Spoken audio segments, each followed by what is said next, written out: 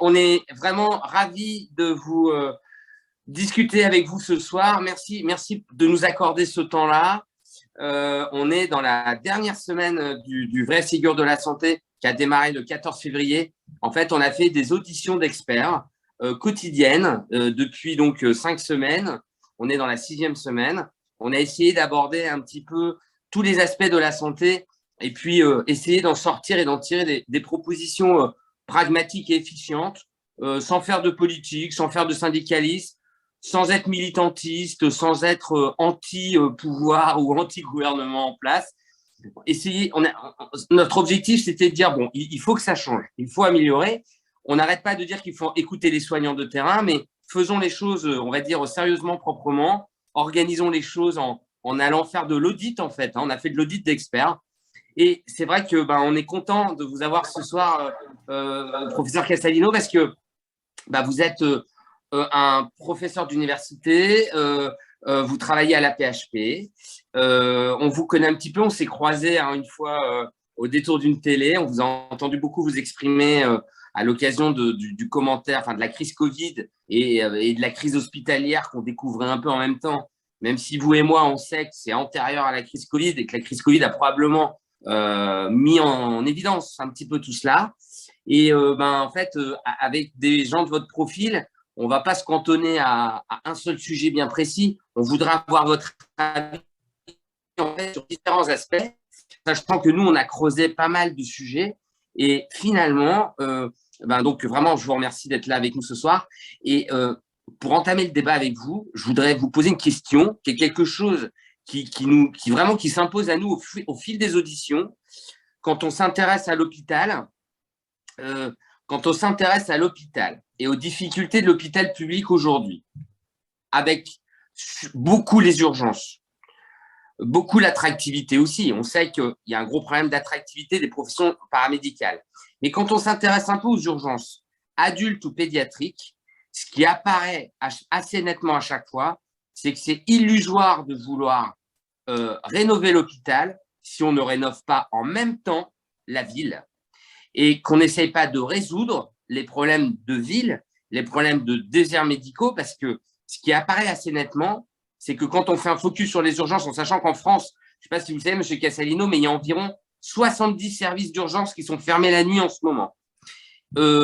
Et finalement, qu'est-ce qu'on dit? On dit aussi qu'aux urgences, il y a des gens qui ne devraient pas être vus aux urgences, qui souffrent d'un manque d'accès aux soins en ville. Alors, mais quand on dit ça, on sait aussi, et on en a discuté avec Bruno Megarban il y a samedi, on sait aussi par contre que les déserts médicaux, il y a une temporalité qui est compliquée, parce qu'on sait que former des médecins généralistes, quand bien même on augmente un peu les quotas dans les écoles, on va pas résoudre les solutions tout de suite, même s'il y a des choses à faire. Et par contre, à l'hôpital, on a le sentiment qu'avec des mesures assez fortes, tout de suite, on pourrait ramener de l'attractivité médicale ou paramédicale. Est-ce que vous êtes d'accord avec ce lien entre les deux? Je suis entièrement d'accord qu'on ne peut pas parler que de l'hôpital. Moi, je pense que Mathias Vargon, pour donner un exemple, c'est un très bon ami. Il dit qu'il faut sauver l'hôpital. Moi, je pense que, même si je suis un hospitalier, vous l'avez dit, ce n'est pas le problème de l'hôpital. Le problème, c'est tout le système de santé et essayer de voir dans notre système de santé qu'est-ce qui ne va pas. Si on regarde la problématique des urgences, je suis urgentiste aussi, c'est vrai qu'il y a un problème, mais je crois que nous sommes arrivés à bout d'un modèle dans lequel aujourd'hui il faut sortir des corporatismes. Et je suis urgentiste et je suis le premier à dire que ce n'est pas pour ça qu'il faut garder tous les services d'urgence ouverts toutes les nuits. Il faut se poser des questions de ce qui est raisonnable, de ce qui est lié, ce qui ça ne l'est pas. Parce qu'on peut faire des vœux pieux, mais vous venez de le dire, il n'y aura pas assez de médecins dans un délai de temps qui nous permettra de garder dans certains endroits des SMUR ouverts, des services d'urgence ouverts, tout le monde avec beaucoup de médecins, tout le monde avec beaucoup d'infirmières. Ce sera impossible.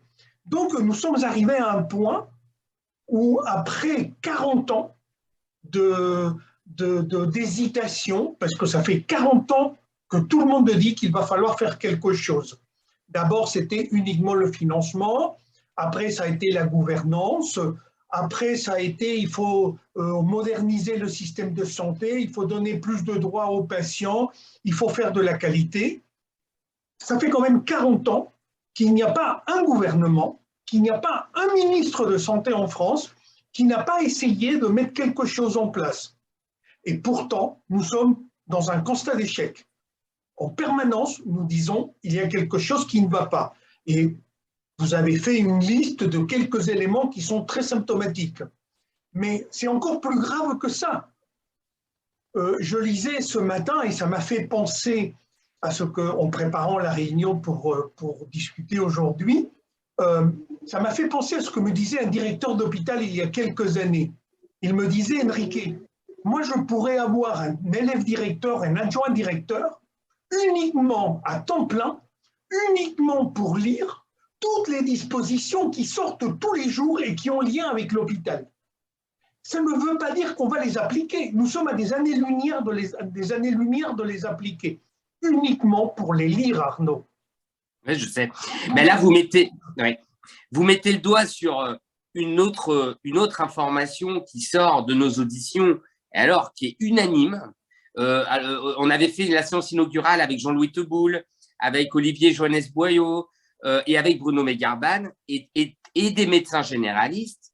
Et ce qui revenait à chaque fois, c'était la charge administrative, la paperasse qu'avaient les professeurs chefs de service à remplir. Alors, je dis pas que rien n'est utile.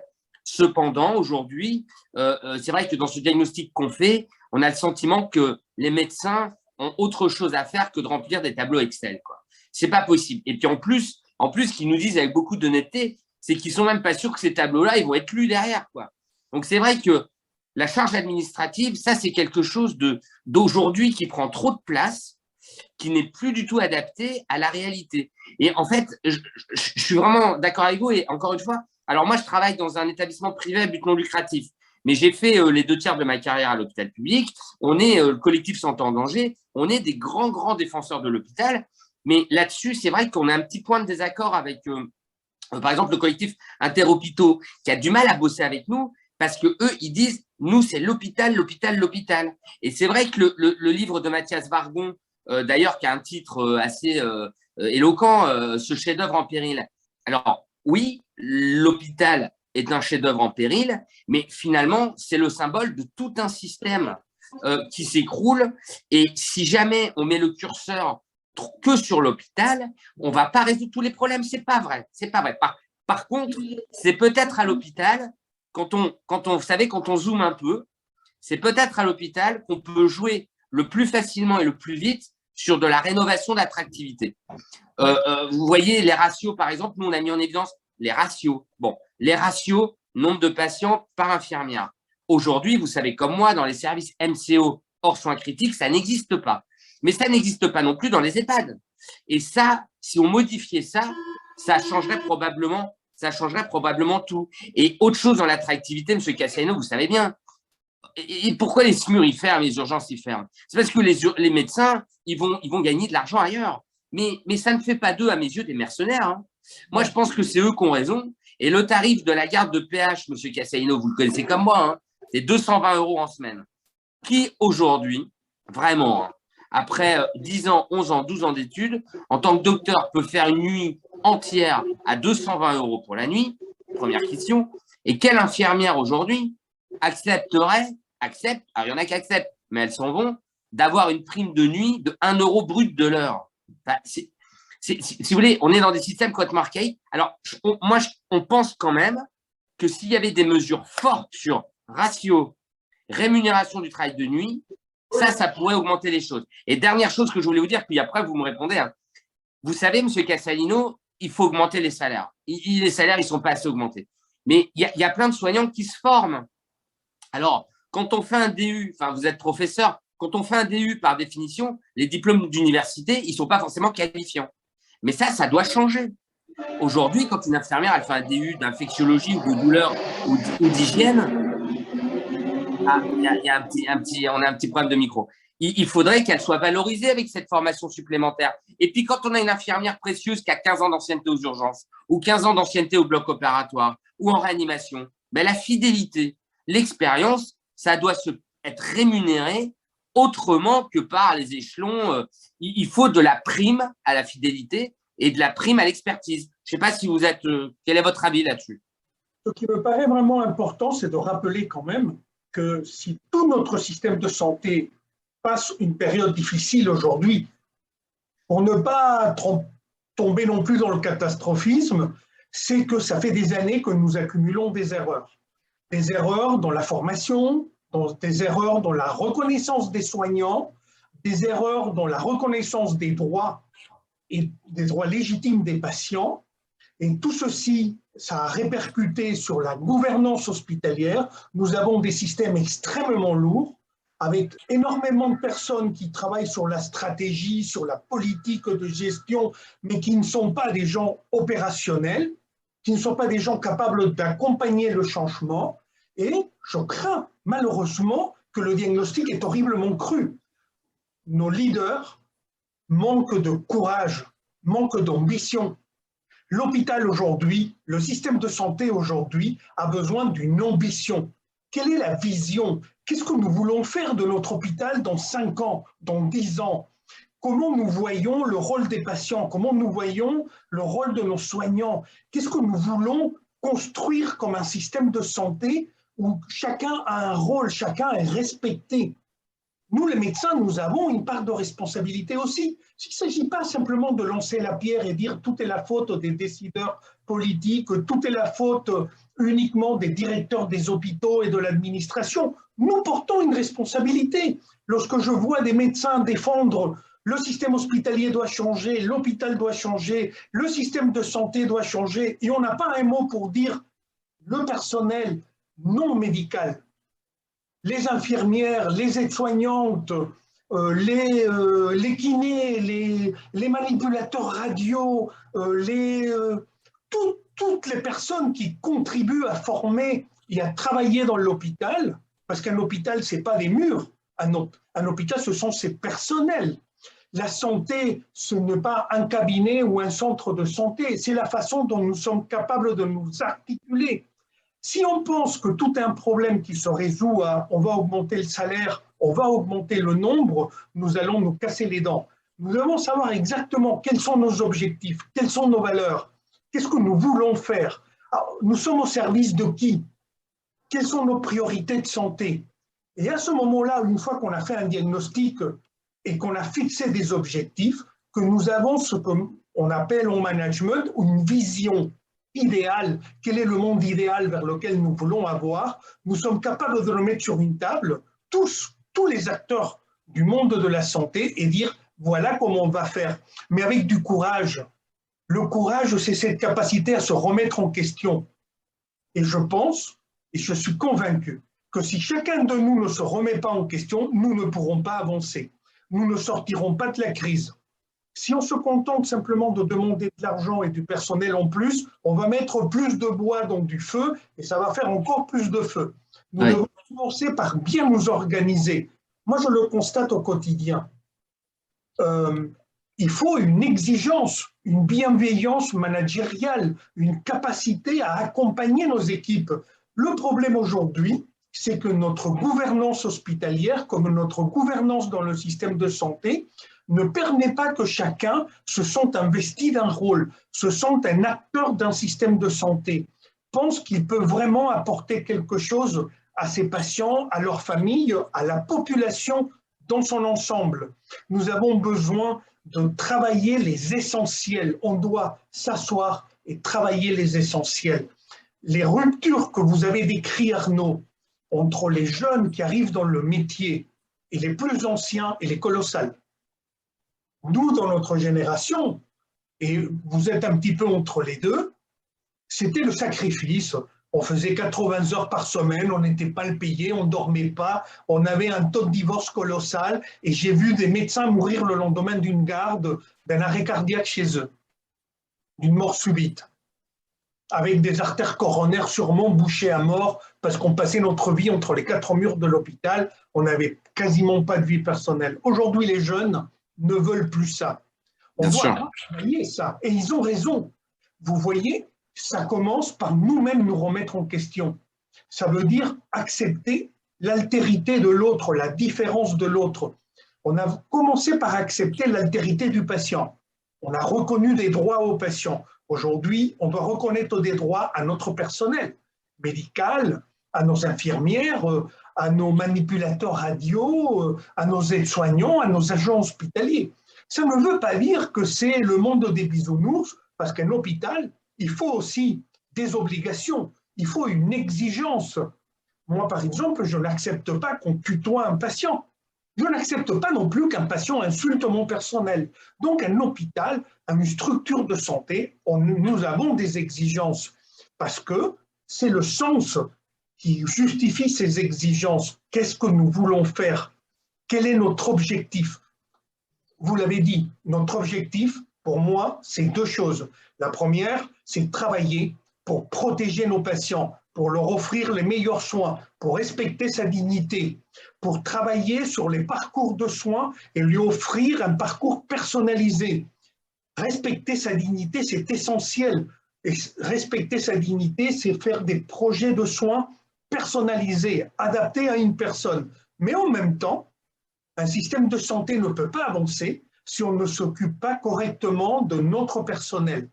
Nos soignants sont aussi une priorité, comme l'est le patient. Chacun de nos collaborateurs dans l'administration, la secrétaire, le directeur, dans les soins, chaque métier, chacun a un rôle. Si nous sommes capables de travailler la main dans la main, nous irons de l'avant et nous pourrons vraiment proposer avec courage des mesures qui pourront être douloureuses, mais qui sont nécessaires aujourd'hui pour faire évoluer le système de santé français dans l'intérêt de l'ensemble de ses acteurs. Oui, oui, vous mettez alors vous dites plein de choses. Bah oui, vous mettez le doigt sur le fait que d'abord, tous les métiers comptent. Et pour ça, le Ségur, parfois, il a été un peu dur, hein, parce que les gens du médico-social, ils ont dit, bah, nous, on n'est pas concernés. Il y a des sages-femmes dans le privé qui disent, bah, nous, on n'est pas concernés.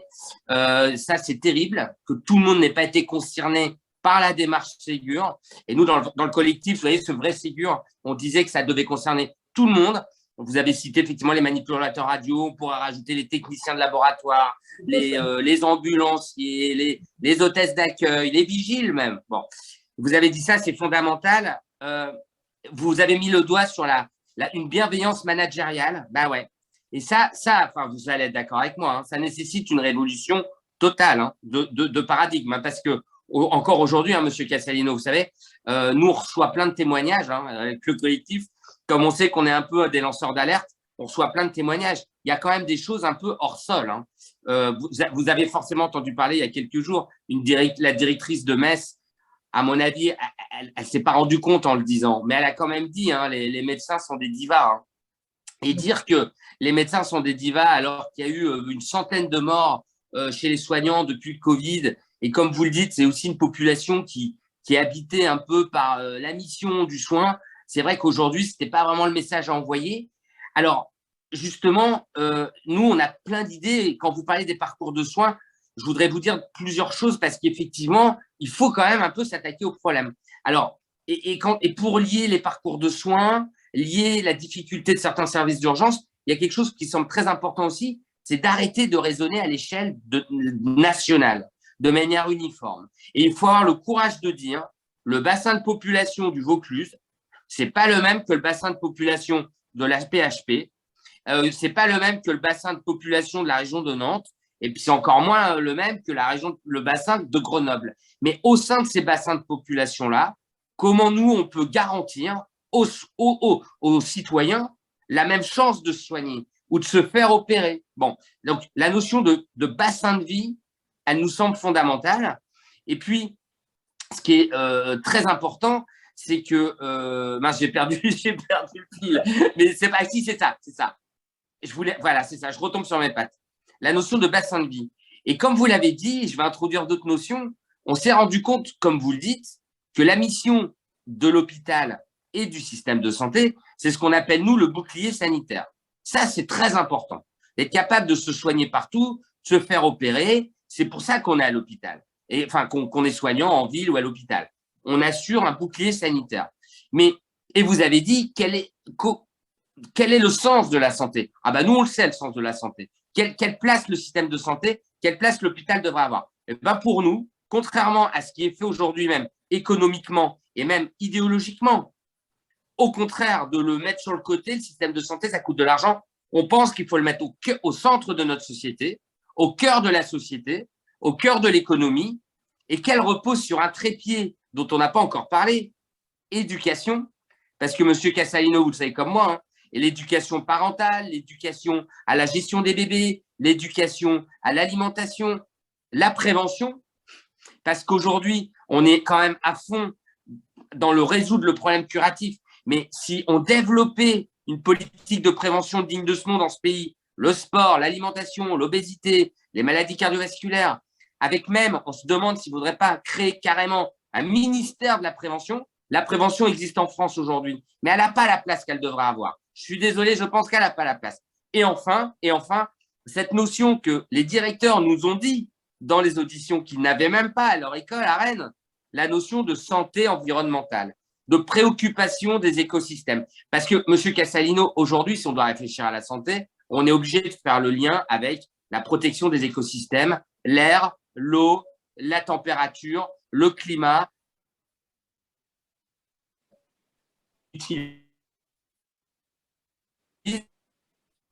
Tout ça. Et en fait, ce que moi, je ne comprends pas, mais bon, oui, effectivement, j'ai sûrement un petit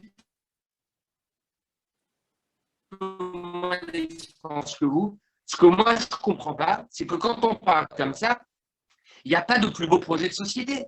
Et en fait, les politiques incroyables. Et puis surtout, source d'emploi. Hein, parce que pour faire de l'éducation, de la prévention, du développement durable, il en faut du personnel. Et puis en plus, ce personnel-là, il pourrait être réserve sanitaire si un jour on avait besoin sur les bassins de vie, vous êtes.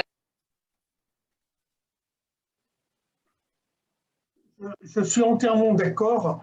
Une de nos difficultés aujourd'hui, c'est que, comme d'habitude, lorsqu'on parle de réforme, lorsqu'on parle d'améliorer un système aussi complexe qu'un système de soins, hein, où il faut quand même sortir d'un certain nombre de paradigmes et accepter qu'il y a quand même probablement des sacrifices à faire aussi, des sacrifices un peu corporatistes de nous les médecins, des directeurs aussi, des formations uniques. Je trouve que c'est une erreur, que tout le monde sorte de la même école, tout le monde sort de Rennes, tout le monde est formaté et de la même façon, comme je trouve que c'est une erreur qu'il y avait l'ENA et que tous nos hauts fonctionnaires sortent de la même école. Ça enlève de la diversité dans la pensée. Donc il faudra accepter un certain nombre de sacrifices. La difficulté, c'est que, je reviens, les grandes réformes, à force d'être complexes, on réforme tout sans rien changer. Et ça, c'est le danger qui nous guette. Le danger qui nous guette, c'est qu'à la sortie de cette période de crise qui a mis en exergue, qui a complètement mis à nu notre système, et on a vu toutes ces faiblesses, ces difficultés dont on paye aujourd'hui le prix, avec des problèmes d'attractivité, des problèmes de burn-out entre notre personnel, des problèmes d'épuisement et de difficulté à retrouver du sens dans notre travail. Il va falloir accepter de revoir les choses en profondeur. Et une des difficultés, c'est la solution politique facile. Les gens n'aiment pas les ARS, on va les supprimer. Or, notre discours, c'est qu'il faut quand même des réponses à l'échelle régionale, à l'échelle la plus proche du terrain, et adapter les réponses. On revient à une logique site, à une logique hospitalière, ce qui est une erreur. L'hôpital, notre réponse ne peut pas être à nouveau hospitalo-centrée, alors qu'une des erreurs structurelles de notre système, c'est que nous sommes trop hospitalo-centrés. Nous devons donc revenir à une notion de territorialité. Une approche était les groupements hospitaliers de territoire, les GHT. On peut aller plus loin à une notion qui intègre non seulement les établissements de santé, mais tous les corps, toutes les structures de santé, publiques et privées, ambulatoires et hospitalières, tous les acteurs de la santé, les pharmaciens et toutes les différentes structures qui participent, de telle façon qu'il y ait une véritable réponse locale, territoriale de santé au service de la population, pas uniquement au service des malades, mais vraiment au service de la population. Donc, vous voyez qu'il faut profondément se remettre en question et accepter de sortir de ce paradigme qui était l'hospitalocentrisme. On voit toujours l'hôpital comme des lits. Quand on me dit la solution à notre problème, c'est rajouter des lits, ce n'est pas rajouter des lits. La solution, c'est de travailler mieux, d'éviter des hospitalisations, d'avoir une meilleure relation entre les systèmes de soins complexes et les systèmes de soins primaires, avoir une meilleure articulation avec des nouveaux métiers comme par exemple les IPA, structurer mieux les parcours. Les gens, ils n'ont envie que de rester à la maison et de ne pas rester à l'hôpital une semaine pour faire 2 ou 3 examens. Donc, je suis convaincu que ce n'est pas une question de réponse simple. Ce n'est pas plus de lits, plus de personnel, plus d'argent. C'est comment on fait pour mieux dépenser, pour que chacun retrouve du sens à son travail, pour que la réponse ne soit pas uniquement dans l'hôpital, mais dans tout le parcours de soins, et que la parole des patients soit écoutée. Qu'est-ce qu'ils veulent? De quoi ils ont besoin? Notre population âgée va augmenter énormément dans les années à venir. La part des personnes âgées va énormément augmenter. Ils vont consommer de plus en plus de soins. Aujourd'hui, les personnes âgées sont mal reçues à l'hôpital. Ce n'est pas normal. Nous voyons que la part des ALD, les affections de longue durée, va probablement se multiplier par 2 dans les années à venir. Il va y avoir des coûts beaucoup plus importants. On ne peut pas imaginer qu'on va mettre tout l'argent dans l'hôpital pour que l'hôpital reçoive des gens, alors que le problème va être en ambulatoire et dans la prévention, dans l'éducation de la population. Vous l'avez très bien dit, c'est là où il va falloir mettre la priorité. Or, pour le moment, 80% de nos dépenses dans la structure d'hospitalisation se fait dans l'hôpital et seulement 20% dans les structures privées. Et la part de l'ambulatoire, elle reste à la traîne et l'hôpital est plus favorisé. Je suis hospitalier, mais je suis convaincu que ce n'est pas parce que je suis hospitalier que toutes les solutions vont passer par l'hôpital. C'est tout le système de santé qui est en difficulté et les réponses doivent être apportées à l'ensemble du système de santé et créer beaucoup plus de passerelles, Arnaud. On peut peut-être travailler aujourd'hui à l'hôpital et demain en ambulatoire. On peut avoir des circuits qui changent, comme on peut avoir aussi des périodes, Arnaud, où on peut être enseignant, chercheur, et peut-être des périodes où on est à nouveau sur une activité clinique, soit à l'hôpital, soit en ville. Il faut renforcer les liens, les passerelles, les circuits, non seulement pour les patients, aussi pour nous, pour que chacun de nous puisse s'épanouir dans le travail que nous faisons et que nous nous sentions utiles. C'est ça qui a été destructeur ces derniers mois, ces dernières années. Beaucoup d'entre nous, on avait une impression de ne plus être utile. Et ça, il faut redonner du sens au travail de chacun d'entre nous. Oui, oui, d'autant plus que ce que vous dites là, par exemple, sur les passerelles, on va dire la désanctuarisation de la ville et la désanctuarisation de l'hôpital, c'est probablement quand même, pour nous, en tout cas, la recette pour lutter contre les déserts médicaux. Il faut dire à ces jeunes dont vous parliez tout à l'heure, je suis très content de vous avoir entendu dire ça parce que nous, on le dit sans arrêt, la génération qui arrive aujourd'hui, elle n'est pas du tout l'intention de faire comme nous. Donc, si on commence à construire des schémas basés sur des vieux modèles, entre guillemets, je parle aussi pour moi, c'est sûr qu'on va se tromper. Et un des meilleurs exemples de ça, Monsieur Castellino, c'est qu'il y a quand même des candidats à la présidentielle qui proposaient des mesures coercitives pour résoudre les problèmes. Mais ça veut dire que ces gens-là n'ont fait aucune étude sociologique du profil de population des jeunes docteurs. Parce que les jeunes docteurs qui arrivent maintenant, on leur dira pas tu vas bosser là et pas ailleurs. Ils arrêtent, ils feront pas de médecine si on fait ça. Donc en fait, je pense par contre une des solutions pour les déserts, par exemple, c'est effectivement de dire à un jeune médecin, bah, écoute, si tu viens dans cette région-là, Eh ben d'abord, regarde, ça va être sympa, on peut t'aider à t'installer. Il y a un cabinet avec une infirmière, une kiné, et puis il y a un hôpital de proximité dans lequel tu pourrais aller faire de la consultation si tu as envie, développer une filière, par exemple, vous savez comme moi, les médecins généralistes, il y en a qui font plutôt de la pédiatrie, d'autres plutôt de la gynéco, d'autres plutôt de l'allergologie, d'autres plutôt de la douleur. Tu pourrais développer ton activité en hôpital de proximité, développer les liens.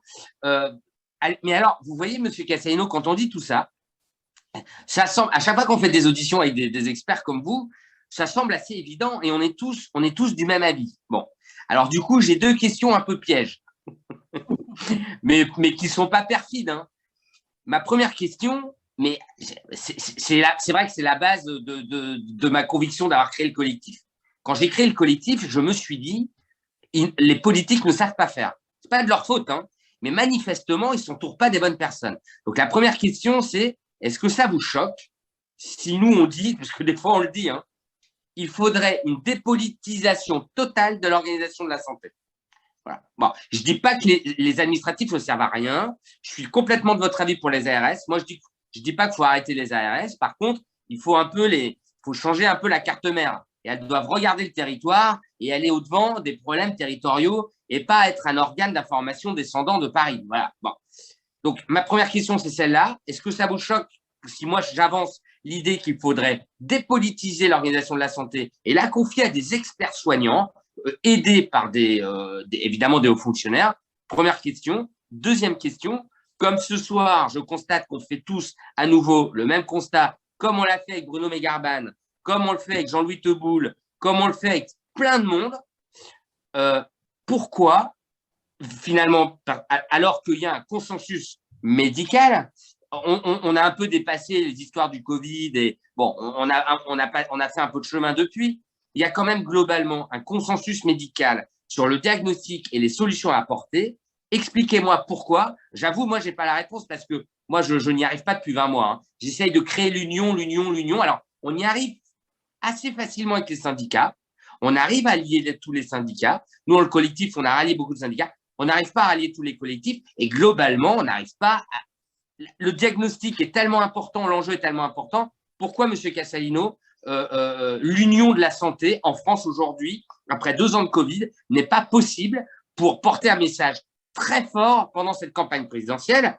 Alors, il y a des initiatives personnelles. Hein. Nous, on a fait du parrainage. Vous savez, j'ai eu une vingtaine de parrainages pour la présidentielle, mais c'était un coup de com'. C'était pour attirer des médias sur la santé. Je ne voulais pas être président. Tout le monde a compris.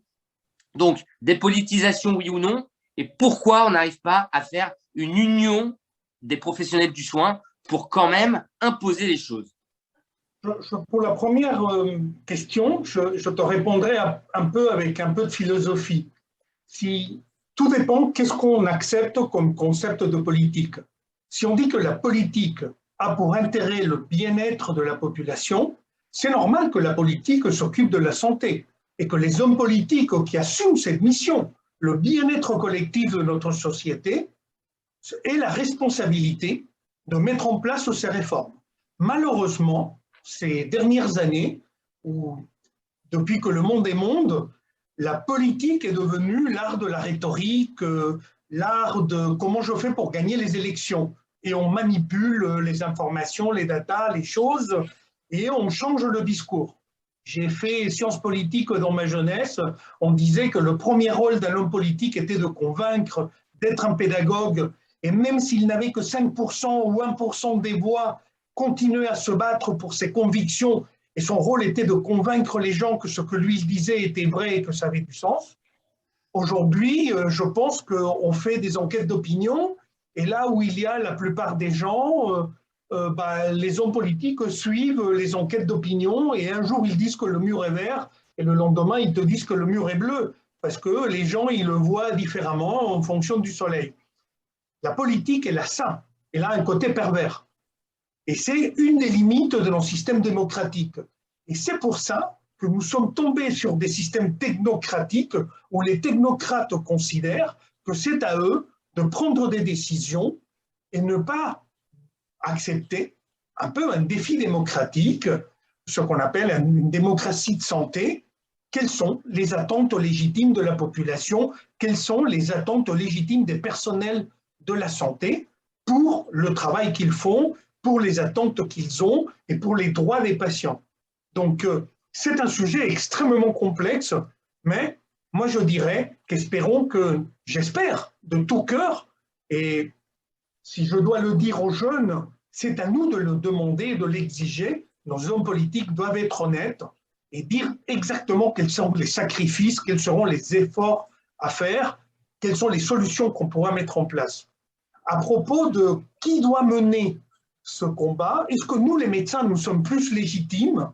Est-ce que nous, personnels de santé, nous sommes plus légitimes? Ça fait quand même plusieurs fois depuis le début que je dis que je ne défends pas les corporatismes. C'est normal d'être un petit peu corporatiste. Nous sommes tous des êtres humains et ça m'est arrivé de défendre les urgentistes, les infectiologues, les réanimateurs, parce que j'ai circulé dans les 3 disciplines, Arnaud. Mais ça n'empêche que, à un moment, si nous voulons vraiment le changement, il faut accepter que ça ne peut pas être dans une logique corporatiste et que ça doit être dans une logique pluriparticipative où les soignants, dont les médecins, nous avons une part incontestablement, mais nous avons aussi des experts en économie, des experts en organisation, des experts en gestion pour accompagner ces changements, mais nous avons surtout besoin d'énormément de courage. Je crois que nous sommes dans la crise aujourd'hui du courage. Du courage dans la décision, du courage dans la gestion, du courage dans l'accompagnement, du courage dans le changement opérationnel, du courage dans la mise en place de projets, du courage dans une certaine exigence, parce que, comme je le dis toujours, on n'est pas une bande de joyeux copains, nous sommes ici au service des patients, et ça nécessite parfois aussi une certaine rigueur, une certaine exigence.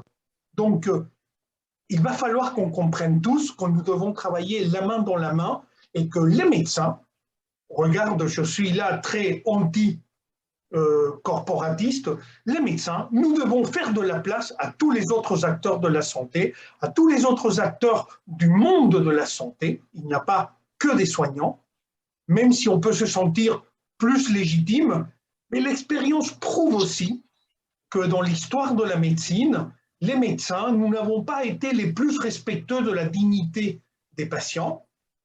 On est passé des modèles paternalistes au modèle aujourd'hui des droits des patients. Et donc, il faut accepter que ce n'est pas parce que nous sommes soignants que ni nous avons les valeurs, ni nous sommes les défenseurs des droits des patients, et que nous ne sommes pas forcément non plus les plus préparés, sauf si on a fait des formations pour accompagner ces changements, qui sont extrêmement difficiles, mais qui doivent être avant tout courageux, parce qu'il va falloir prendre des décisions et les mettre en place.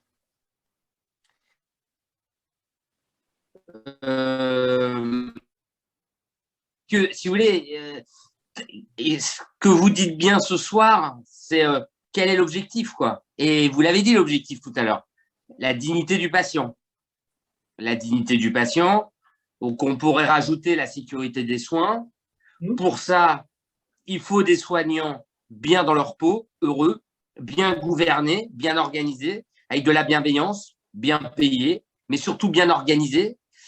Et ça, moi, j'ai un peu de mal à comprendre comment on fait le lien entre ça et le carriérisme en politique. Moi, j'avoue, hein, là, j'avoue, M. Castalino, enfin, vous l'avez dit avec des mots plus élégants que moi, hein, mais là, j'avoue que moi, intellectuellement, et c'est pas du mauvais esprit, hein, quand l'objectif, c'est la dignité du patient, que tout le monde puisse se faire soigner dans ce pays, et qu'en fait, on prend des décisions qu'on ni queue ni tête, je ne comprends pas. Et puis alors, après, M. Castalino, encore une fois, mon propos, il est bienveillant aussi. Hein. C'est parce que qu'est-ce qu'on entend dans la presse? McKinsey, quoi. Et ça fait un mal de chien quand même à la confiance qu'on devrait avoir envers nos tutelles qui sont censées bien tout organiser. On apprend qu'il y a un cabinet de conseil, enfin McKinsey, ça pourrait être un autre, hein. Puis il y en a plein d'autres. Hein. Puis alors qu'il y a de l'argent qui est dépensé, et moi je le dis souvent, j'ai dit ça à Bruno Mégarban l'autre jour, l'avis des soignants, c'est gratuit. Hein. L'avis des soignants, c'est gratuit. Enfin, nous, en tout cas, dans le vrai Ségur de la santé du collectif Santé en danger, on prépare des propositions, puis on prépare un petit livre. Le petit livre, il sera gratuit. Hein, on va le donner à tout le monde. Et puis, les propositions, voilà. Donc, ça j'ai un petit peu de mal avec cette myopie politique. Et ce qui est terrible, et vous l'avez bien dit, hein, c'est que même quand on entend, alors tous les candidats proposent des choses, hein, que ce soit le Rassemblement national, la France insoumise, Valérie Pécresse et Emmanuel Macron, là, l'autre jour, il a dit des choses, mais à chaque fois, on a quand même l'impression que c'est de la rustine. Il n'y en a aucun qui dit il faut s'asseoir, s'enfermer. C'est Jean-François Sibien, vous le connaissez sûrement, Jean-François Sibien. Lui, il dit toujours il faut faire comme une élection du pape. On doit s'enfermer pendant 2 mois, des experts, des politiques, et on doit rendre un travail à la fin. Voilà ce qu'on peut faire avec les moyens actuels. Il ne s'agit pas de délirer de toute façon sur des moyens qu'on n'aurait pas. Mais quand même, moi j'ai le sentiment, c'est ça qui me fait peur en fait, c'est qu'il y a un vrai tabou au changement de logiciel. Quoi. Et ça, et vraiment, vous avez cité plusieurs fois le courage, et effectivement, il manque un courage important au niveau politique pour renverser la vapeur, parce qu'en plus, ils sont persuadés que ça va coûter trop d'argent. Or, vous le dites bien, les demandes, c'est pas que de l'argent. Et alors, juste pour vous redonner la parole, nous, on a l'habitude de dire qu'effectivement, c'est une urgence absolue, parce que la population vieillit, vous l'avez bien dit, donc des crises sanitaires, démographiques, on va en avoir encore. Le climat, c'est la catastrophe. Quand vous écoutez des experts climatiques aujourd'hui, M. Cassalino, entre le Covid, maintenant le conflit ukrainien, on se rend bien compte que l'urgence climatique, personne n'en parle. Et pourtant, les enjeux, c'est à 60, 70 ans, 80 ans, on ne sait pas ce qui va se passer sur cette planète dans cette dimension-là de temps. C'est quand même très court. Hein. C'est nos petits-enfants, nos enfants sûrement, nos petits-enfants. Et puis, ce qui se passe en ce moment avec l'Ukraine, on voit bien, hein, à tout moment, on doit quand même… La France, c'est un pays moderne qui a été toujours souvent un modèle pour son système de santé dans le monde et son rayonnement dans le monde. On doit être capable de faire face à une crise migratoire de gens qui fuient un conflit politique. Mais demain, et déjà en ce moment, ça commence, il y a des gens qui vont fuir le manque d'alimentation, et qui vont fuir les zones désertiques. Il va y avoir des mouvements migratoires d'origine climatique. Moi, je suis effrayé qu'on soit déjà pas capable d'opérer tous les Français. Voilà. On va pas prendre des exemples, mais on pourrait prendre plein d'exemples de délais de consultation pour des spécialistes. C'est dur de se soigner en France aujourd'hui. Nous, on se rend pas compte. Enfin, si, nous, on se rend un peu compte. On a un réseau. Mais je suis sûr que vous faites la même réflexion que moi. À chaque fois, j'ai des copains qui me disent Arnaud, je veux avoir tel ou tel spécialiste, comment je fais? Alors, je me creuse la tête. Et même pour nous, c'est pas très facile. Le bon opérateur, la bonne prise en charge médicale, la bonne prise en charge. Même pour nous soignants, c'est pas facile. Et je me dis, mon Dieu, si on ne simplifie pas tout ça, si on ne fluidifie pas, on court vraiment à la catastrophe. Et ce qui est terrible, c'est que il y a Cécile Rouillet qui est là ce soir, qui vous connaît d'ailleurs. Hein. Cécile Rouillet, elle vous connaît. Elle voulait absolument être là parce que vous avez été son patron. Elle vous dira un petit coucou tout à l'heure. Elle a levé la main, elle veut parler. Mais ce qui est terrible, c'est que déjà aujourd'hui, sur notre territoire, M. Cassalino, on perd des patients hein, par manque d'accès aux soins. Ah, mais bien sûr. Et je fais un petit commentaire, Cécile, avant de te donner la parole. Vous l'avez très bien dit. Aujourd'hui, il y a une immense majorité de Français qui n'ont pas accès à des soins ou n'ont pas accès à des bonnes filières et qui ont des véritables pertes de chance. Et ce n'est pas qu'une question d'argent, c'est parfois une méconnaissance des parcours qui sont très bloquants. Moi, j'ai toujours dit que l'hôpital a été conçu comme une vieille forteresse moyenâgeuse avec des gros murs, des ponts-levis et des pièges à eau, parce que notre système est ainsi fait. L'hôpital a aussi ses défauts et nous devons aussi être capables de les remettre en question et les corriger. Comment est-il possible qu'un généraliste ne puisse pas téléphoner et dire « hospitalisez mon patient » et qu'il soit hospitalisé?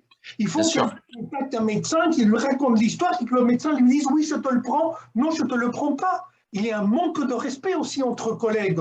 Tout cela, on doit être capable de parler. Ce n'est pas l'outil parfait, l'hôpital. Nous ne sommes pas parfaits. Et commencer par dire je ne suis pas parfait, mais je suis prêt à travailler pour m'améliorer est déjà un premier pas colossal. Bien sûr. Sur l'exemple que vous avez pris, des gens qui ont du mal à soigner, moi, je ne comprends pas qu'en France, on a quand même une application qui a bien marché pour le pass sanitaire. Globalement, ça a bien marché. Elle marche bien, cette application-là. Je ne comprends pas qu'en France, il n'y ait pas des guichets dans tous les hôpitaux, des guichets de l'ARS avec un QR code à flasher qui nous donnerait la cartographie du soin de notre territoire. Voilà, tout simplement. Si j'ai un problème cardiaque, je dois faire ça. Si j'ai un problème respiratoire, je dois faire ça. Si je dois me faire opérer, je dois faire ça. Bon, franchement, enfin, il y a tellement de solutions. Alors, vous savez, il y a plein d'initiatives locales sur les territoires. Il y a des choses incroyables, hein, même avec le numérique, la e-santé. Mais en fait, ça n'est pas du tout déployé, encouragé. J'aborde même pas la santé mentale. La pédopsychiatrie, la psychiatrie sont des filières effroyables. Le handicap, n'en parlons pas. Je vais passer la parole à Cécile parce qu'elle a levé la main depuis tout à l'heure. On va peut-être prendre quelques questions dans l'Assemblée, monsieur Cassaino. Vas-y, Cécile. Et Arnaud, je ne vais pas être trop long. Bonsoir, Monsieur Casalino. Vous avez deux anciennes étudiantes du Kremlin-Bicêtre, voilà, qui vous écoutent. Non, simplement, moi, je me souvenais effectivement de la période où j'étais externe aux urgences au Kremlin-Bicêtre, et je pensais à maintenant et à tout ce parcours dans l'hôpital public et à toute cette évolution que j'ai vue. Mais déjà, allez, entre 2005 et 2010, je vais pas trop, je vais pas trop m'engager. Mais il y avait déjà, voilà, il y avait déjà une situation de crise quelque part, des crises saisonnières. Et là, en fait, j'ai l'impression d'être dans la médecine de crise permanente. En fait, pour vous dire, c'est la crise à tous les niveaux. Donc, nous, je travaille dans le 93, on a eu une crise pendant 2 ans pandémique. En permanence, on a été très très contraints. Crise des étudiants qui ne sont pas présents. Exemple d'aujourd'hui, pas d'interne, enfin, vous voyez. Et c'est des exemples qui se multiplient. J'ai l'impression d'être dans une médecine de crise permanente. Et je pense quand même, Bruno Megarban en parlait dans son audition il y a quelques jours, qu'il y a quand même à mettre entre guillemets le paquet et des moyens majeurs en urgence sur l'hôpital. Et pourtant, je suis la première à dire que l'hospitalo-centrisme pour en sortir aussi. Et justement, cette démarche du vrai Ségur, moi, elle m'a aidé à connaître plein de professions du soin hors de l'hôpital. Et justement, à part mettre des moyens, repenser les choses, comment vous pensez qu'on peut faire avancer les choses? Et la deuxième chose sur laquelle après je laisse la parole, c'est peut-être que vous reparliez un petit peu du modèle de votre service d'urgence. Moi, je sais que j'ai eu affaire en tant que patiente, une fièvre au retour de voyage. J'étais agréablement surprise de la prise en charge. J'avais l'impression de ne pas être aux urgences et que la prise en charge était fluide. Et je trouve que c'était particulièrement intéressant. Voilà, je voulais vous faire réagir sur ces 2 points et je laisse la parole aux autres. Je réponds directement à Cécile et après on prend l'autre question. Cécile, merci. Je suis d'accord avec toi. Il y a une première chose. Une crise est quelque chose d'une durée courte dans le temps.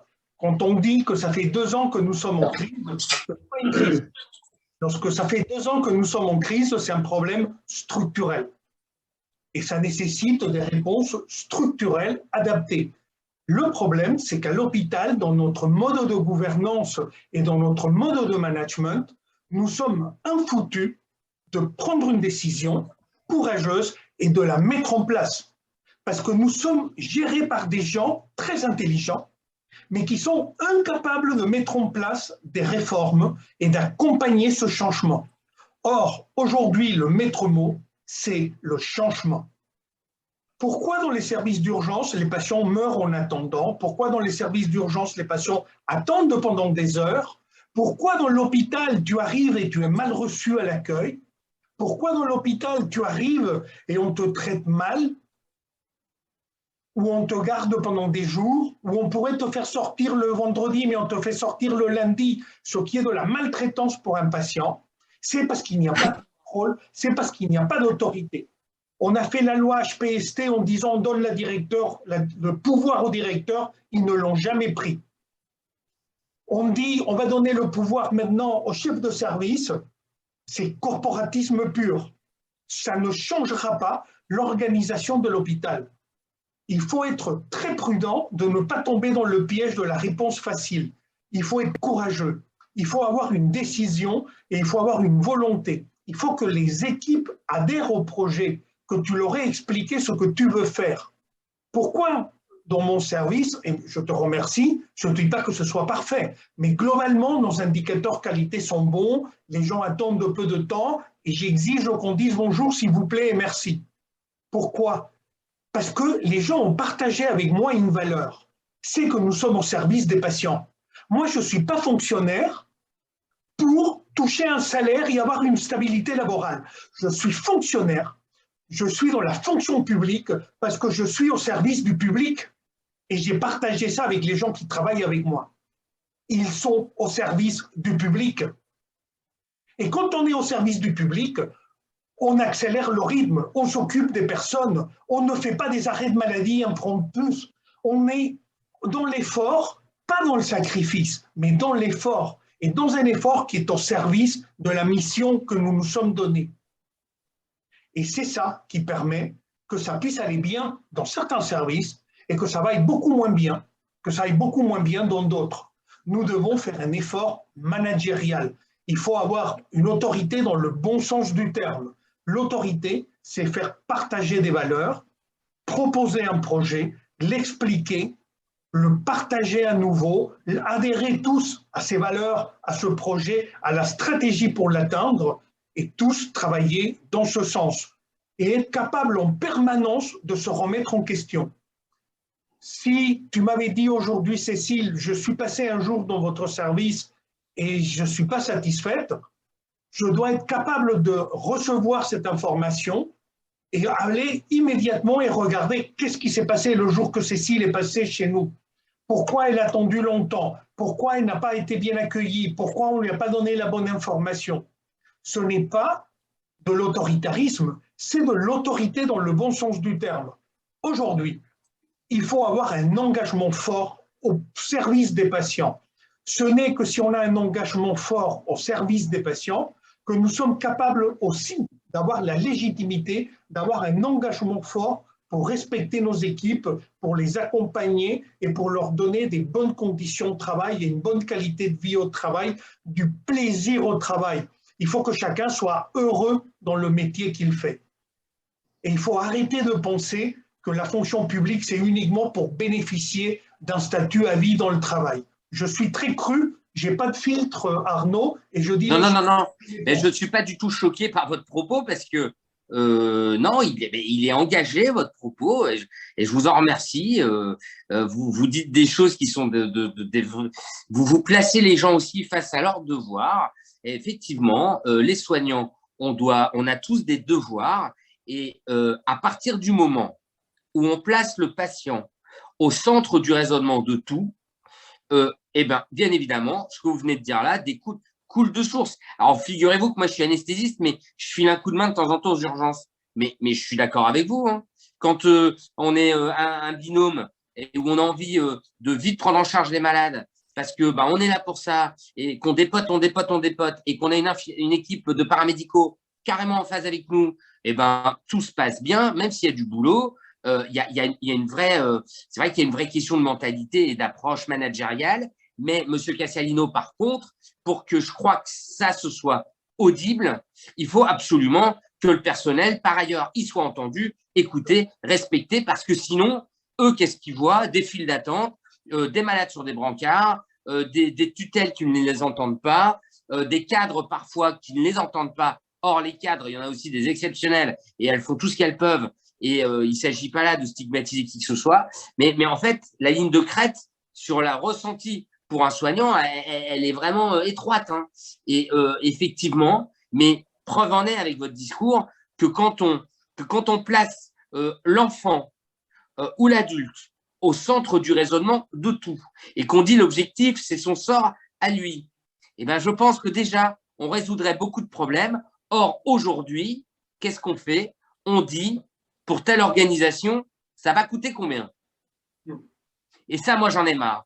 Parce que, si vous voulez, Moi, il ne faut pas me parler de progrès, quoi. Il ne faut pas me parler de progrès et d'intelligence artificielle si on n'est pas capable de mettre le patient au centre du raisonnement pour le soin de base. Parce que, M. Casalino, je vais être taquin, mais si on met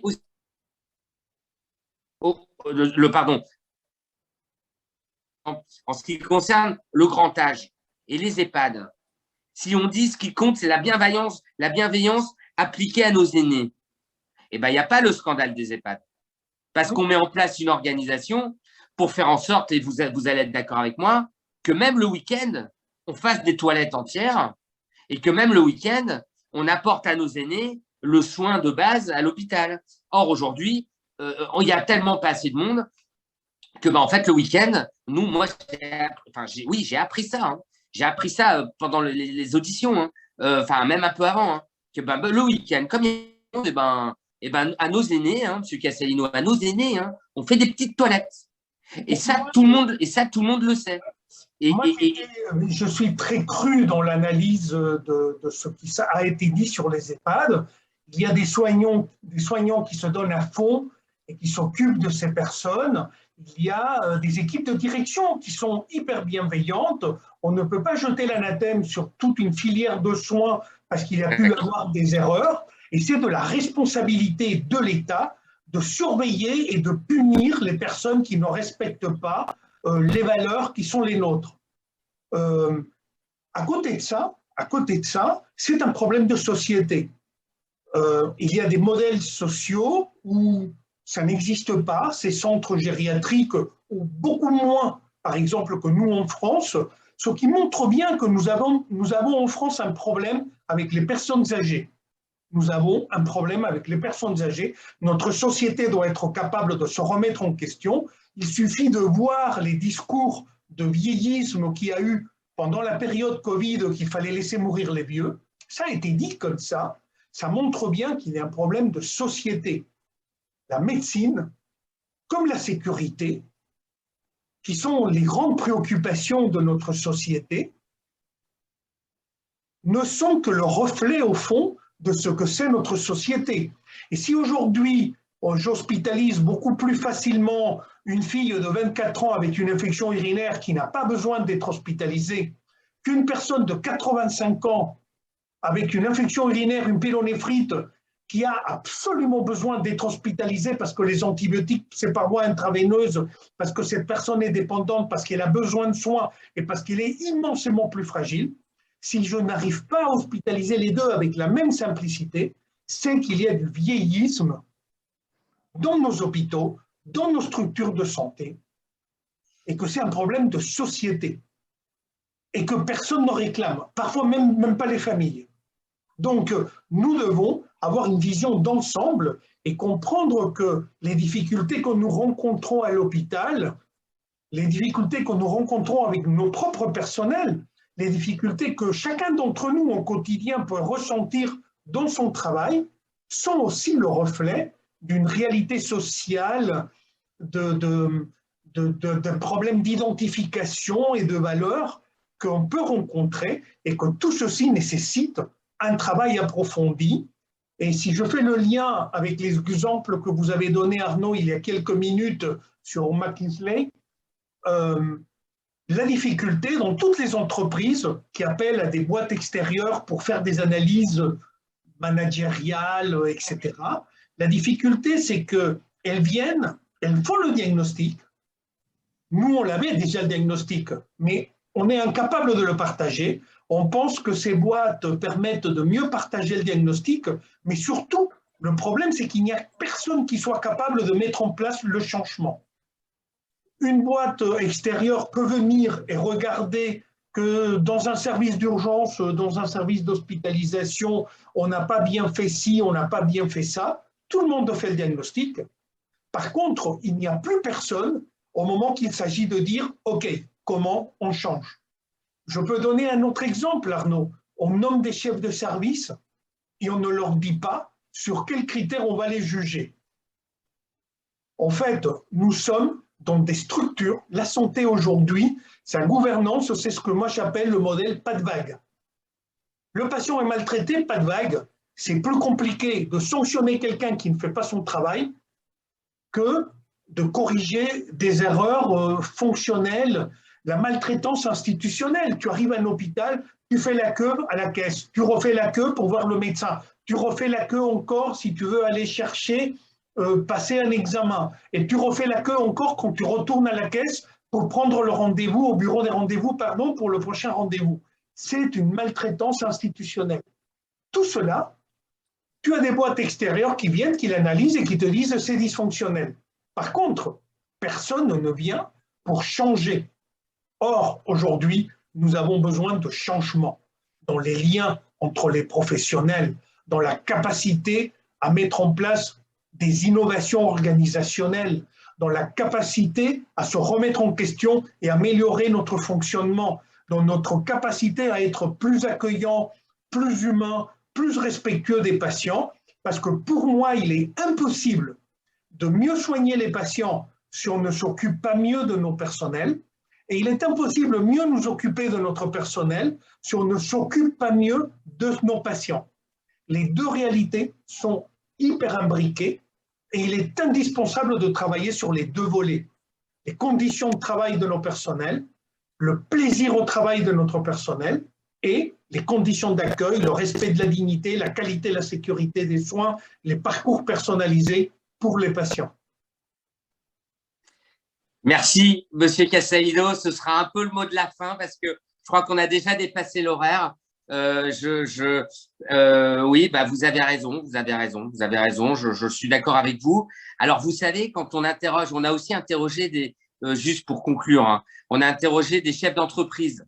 Les chefs d'entreprise qui ont bossé dans des usines et ils disent ben, je comprends pas à l'hôpital, nous, le premier truc qu'on ferait, c'est qu'on mettrait des ingénieurs méthodologistes, logisticiens pour les flux, tout ça. Ça, c'est le premier point, très intéressant, je pense. Hein. Actuellement, ça n'existe pas ou pas assez, pas assez. Le deuxième truc, un ancien chef d'entreprise nous a dit plusieurs fois, et puis qui a un regard un peu bienveillant avec ce qu'on fait, Bruno Caron, il nous a dit, mais Arnaud, nous, dans une usine, quand on voulait essayer quelque chose, on faisait une usine pilote. Et puis, on regardait si ça marchait.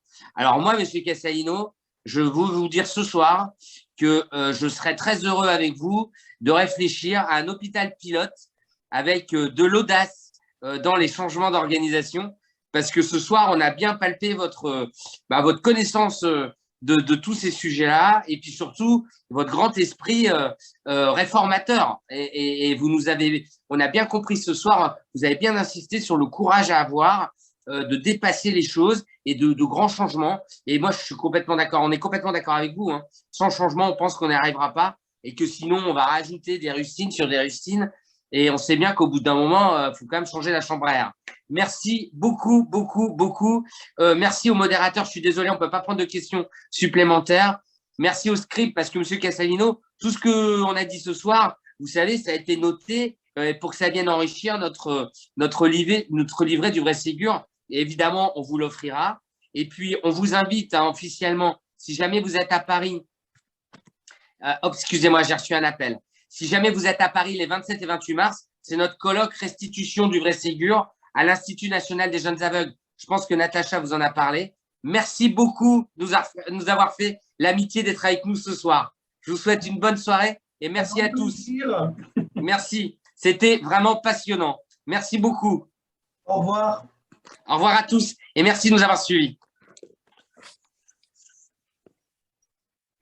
Voilà. Attends.